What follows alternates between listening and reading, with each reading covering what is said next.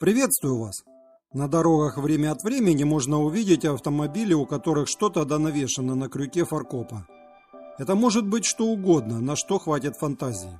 Но если насчет голов кукол, специальных колпаков на крюк фаркопа все понятно, это предохраняет сам прицепной крюк от ржавчины. Ведь, как известно, он играет роль шарнира между автомобилем и прицепом, а значит должен быть всегда в чистоте. То непонятным остается вопрос, зачем водители вешают маленькое ведерко на крюк фаркопа, либо под кузовом в задней части. И какая может быть польза от такого маленького ведерка? Но как это не банально звучит, никакой пользы это ведерко не приносит.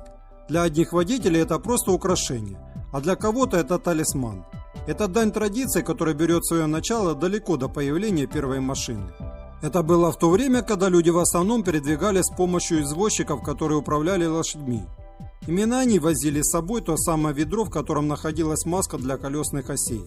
Если вдруг колесо стало сильно скрипеть, извозчик просто брал эту смазку из ведра и смазывал ступицу колеса.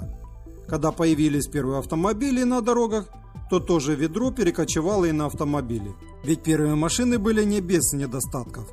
Одним из них было часто перегревание двигателя. Ведь двигатели в то время были не такими совершенными, как сейчас. Вода быстро испарялась, и водителям нередко приходилось подливать воду прямо в пути. Благо на охлаждение двигателя шла обычная вода, которую можно было набрать где угодно. Затем эта традиция перешла к водителям грузовиков, тракторов и другой техники. Также ведро пригождалось при эксплуатации автомобиля, когда на улице сильный мороз или в условиях крайнего севера. Дизельное топливо часто замерзало в баке. И чтобы завести автомобиль, достаточно было развести небольшой костер в ведре под бензобаком или под поддоном двигателя. В наши дни ведро все еще можно увидеть под задней осью грузовых автомобилей и фур-дальнобойщиков. С помощью ведра можно помыть фары, лобовое стекло или помыть руки после ремонта или смены колеса. На легковые же автомобили водители тоже вешают ведра, на фаркоп или под бампер, только в уменьшенном виде. Как ранее говорилось, либо для красоты, либо как талисман. Если мой ролик вам понравился и был полезен, не забываем ставить лайк.